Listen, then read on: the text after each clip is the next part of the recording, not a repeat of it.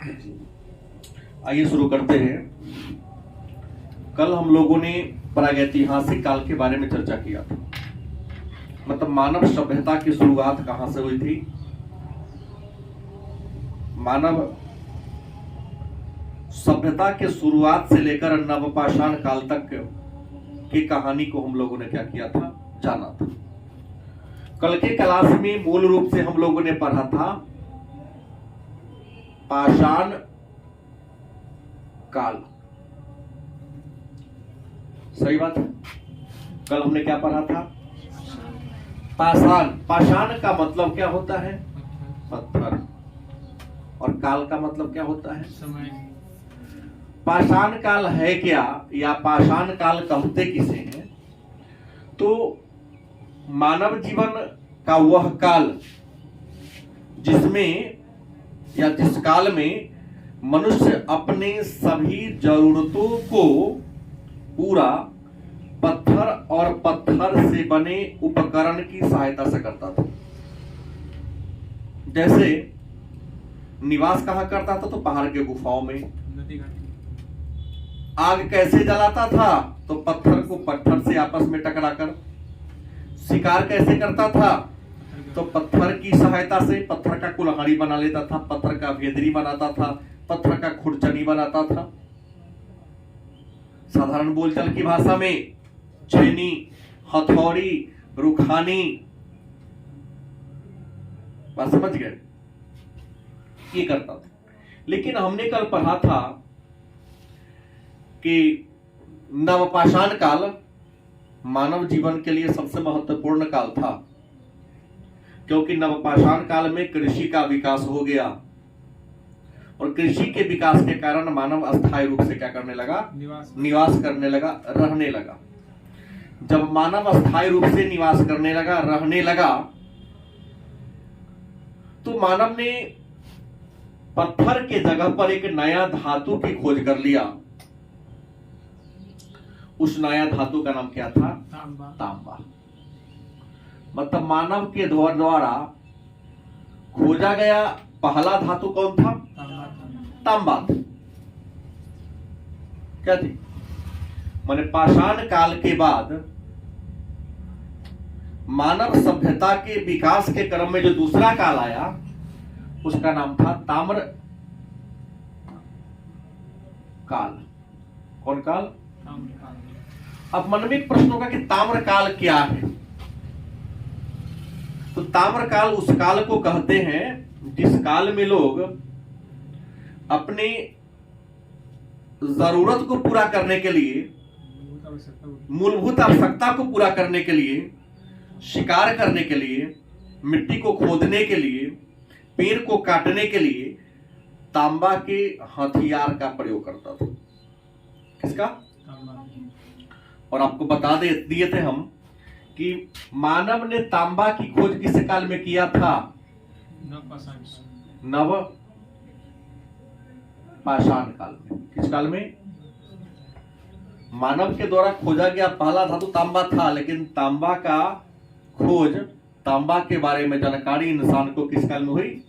नवपाषाण काल में। और हमने कल कहा था कि नवपाषाण काल का समय 7000 से 1000 ईसा पूर्व के बीच था भारत के संदर्भ में। लेकिन ताम्र काल का समय कब था?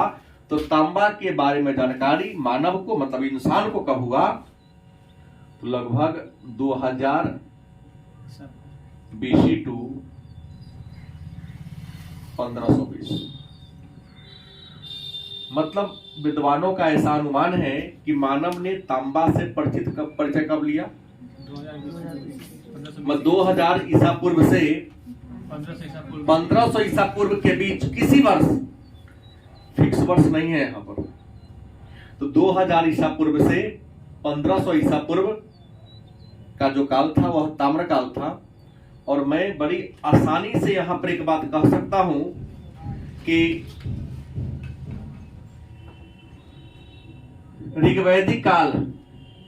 कौन काल? ऋग्वैदिक काल का प्रारंभ ऋग्वैदिक काल के प्रारंभ में, क्योंकि 1500 ईसा पूर्व से 1000 ईसा पूर्व की अवधि को ऋग्वैदिक काल कहते हैं। ऋग्वैदिक काल को पूर्व वैदिक काल भी कहा जाता है।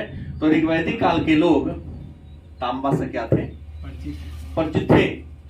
और मैंने एक और बात बताया था कि सिंधु घाटी सभ्यता जिसका समय है 2500 ईसा पूर्व से 1750 ईसा पूर्व, तो ताम्र काल में हम सिंधु घाटी सभ्यता को भी ले सकते हैं। हालांकि सिंधु घाटी सभ्यता नाम देना उतना उचित नहीं है। जैसे आपसे कोई प्रश्न करे कि आप कितना पढ़े लिखे हो, आपकी शैक्षणिक योग्यता क्या है, तो ये कभी नहीं कहिएगा कि मैं पहला भी पास हूं, दूसरा भी पास हूं, तीसरा भी पास हूं, चौथा भी पास हूं। आप सबको एक बार में कहना होगा मैं +2 को पास कर लिया है, अभी हमारी पढ़ाई BA पार्ट 1 में हो रही है। अंतिम जो होती है सो दिया जाता है। लेकिन सिंधु घाटी सभ्यता थोड़ा ताम्रकाल से आगे का काल था, क्योंकि यहाँ पर एक नया मिश्र धातु का निर्माण हो गया था। लेकिन हम ये जानते हैं कि सिंधु घाटी सभ्यता के लोगों को लोहा का ज्ञान नहीं था। बता क्या ताम्रकाल में आ जाएगा? अब इसको उदाहरण, ताम्रकाल के उदाहरण की आपसे बात करें कि उदाहरण बताइए कि कहां से प्रमाण मिला है? पहचान गया नहीं? सुनील, हाँ बात करते हैं। उदाहरण कहां से मिला है? वो जो दीदी नहीं आती थी, नहीं छोटी छोटी जो दीदी जो नौकरी लगने वाला है, चॉकलेट नहीं खिलाई थी, अंजलि दीदी, उन्हीं के भैया। उदाहरण कहां से मिला है?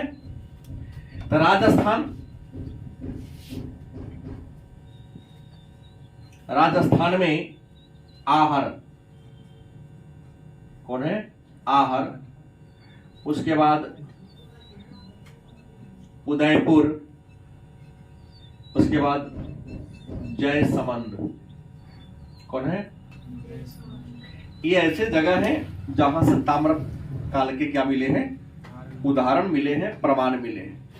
ताम्र काल जानना है कि वह काल जिसमें इंसान तांबा का यूज करता था, लेकिन तांबा काफी मुलायम धातु होता है।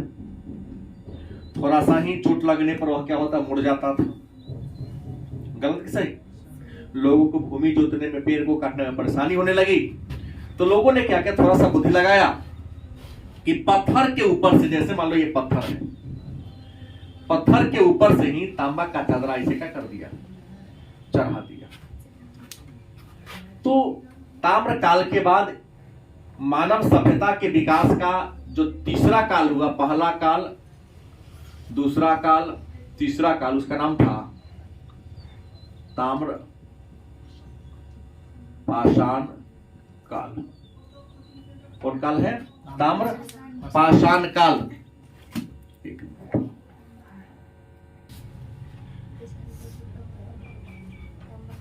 ताम्र पाषाण, ताम्र क्या होता? तांबा,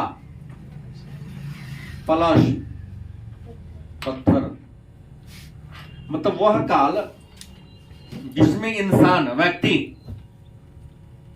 तांबा को पत्थर के ऊपर चढ़ाकर, तांबा का परत पत्थर के ऊपर चढ़ाकर उपकरण का निर्माण करने लगा। मैंने पत्थर का हथियार पहले से था, उस हथियार के ऊपर से तांबा का परत चढ़ा दिया ताकि वह धारदार हो जाए, तेज हो जाए। तो पत्थर के ऊपर से तांबा का परत लगाकर जब मानव उपकरण का निर्माण करने लगा, तो इस काल का नाम क्या दिया गया? ताम्र पाषाण काल। अंग्रेजी में इसको चैल्कोलिथिक एज के नाम से, क्या कहते हैं? चैल्कोलिथिक एज के नाम से जानते हैं। और आपको बता दें, ताम्र पाषाण काल का सबसे अच्छा उदाहरण है हड़प्पा संस्कृति।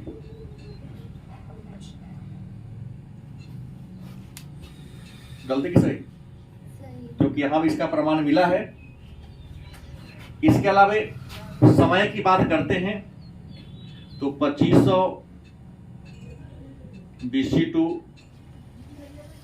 700 BC, मतलब हड़प्पा संस्कृति के अलावे 2500 से 1750 तक है। तो हड़प्पा संस्कृति के अलावे हम यहाँ पर ले सकते हैं कौन, वैदिक सभ्यता। वैदिक सभ्यता भी ताम्रपाषाण कालीन सभ्यता का क्या है, उदाहरण में आ जाएगा। ताम्रपाषाण कालीन सभ्यता एक ऐसी सभ्यता थी तो ग्रामीण सभ्यता थी। कौन सभ्यता थी? हालांकि हड़प्पा सभ्यता शहरी है, लेकिन इसका ज्यादा समय आ जाता है आपको वैदिक सभ्यता में, जिसको हम ग्रामीण सभ्यता कहेंगे। यहाँ के लोगों का व्यवसाय की बात करते हैं तो व्यवसाय था शिकार करना, मछली पकड़ना और कृषि भी जीविका के लिए वो लोग करते थे। ताम्रपाषाण काल की एक खासियत थी, विशेषता थी कि यहां पर लोग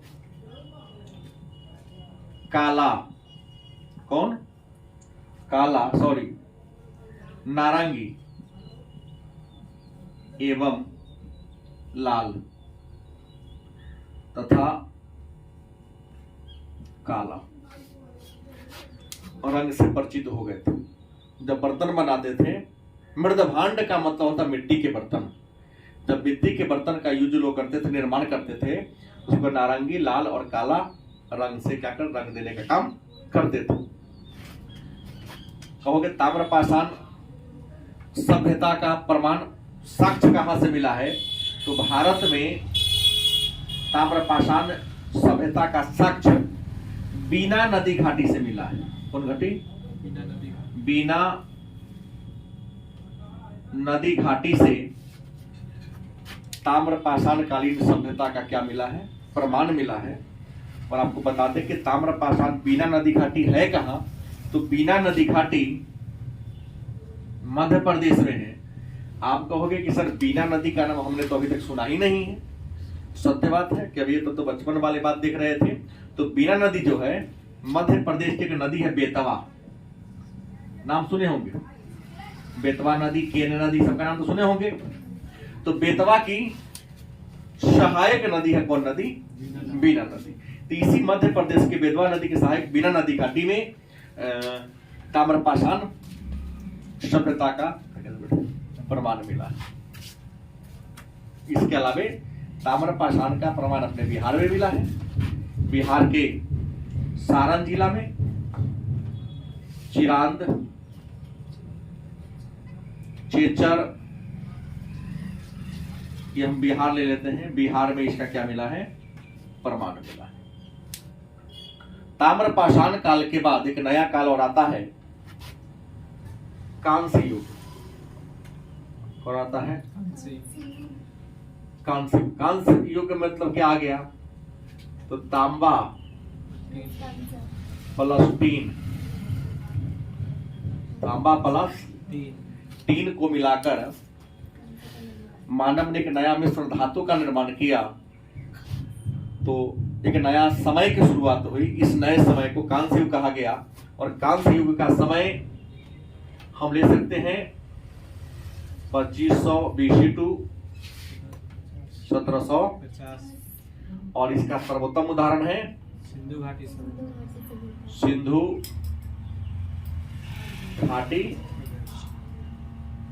स्पष्ट उदाहरण है, गलत सही। और कांस्य युग के बाद आर्यों के भारत पर आक्रमण के साथ एक नया युग शुरू हुआ था। उस नया युग का नाम पड़ा लौह युग। कौन युग? वह युग जहां मानव लोहा के उपकरण का निर्माण करने लगा, कृषि में, हथियार बनाने में, कृषि के उपकरण बनाने में, अपने जरूरतों को पूरा करने के लिए लोहा के उपकरण का निर्माण करना शुरू कर दिया। उसको लौह युग कहा गया। और मानव के जीवन का सबसे क्रांतिकारी परिवर्तन का काल लौह युग माना जाता है। कहोगे समय क्या है? तो विश्व के संदर्भ में 2000 BC टू 1500 BC का जो समय है, हमने कहा विश्व के संदर्भ में यह लौह युग का समय है। लेकिन अगर हम भारत की बात करें तो भारत में लौह युग की शुरुआत 1000 BC टू वही 800 BC के आसपास, मतलब उत्तर वैदिक काल में। इस लोहा के आविष्कार के कारण ही कबीलाई समाज धीरे धीरे विकसित होने लगा, और वह कबीलाई समाज जनपद और महाजनपद के रूप में आया, और वही महाजनपद आगे बढ़कर क्षेत्रीय राज्य के रूप में उदय हो गया, और वही क्षेत्रीय राज्य महाजनपद कहलाया। इन महाजनपदों की संख्या 16 थी। मगध सबसे पराक्रमी था, और पूरे प्राचीन काल में उत्तर भारत की राजनीति में मगध साम्राज्य का ही दबदबा बना रहा, और मगध ही पूरे भारत के राजनीति का केंद्र बिंदु प्राचीन काल में बन गया था।